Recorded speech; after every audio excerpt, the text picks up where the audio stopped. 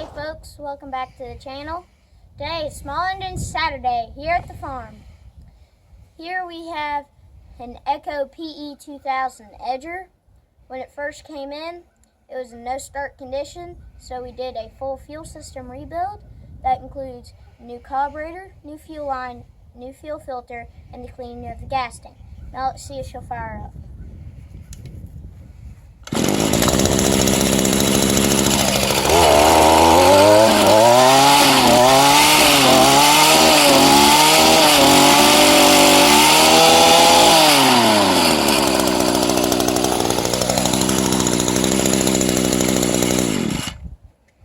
If you have any questions about this, please feel free to comment down below.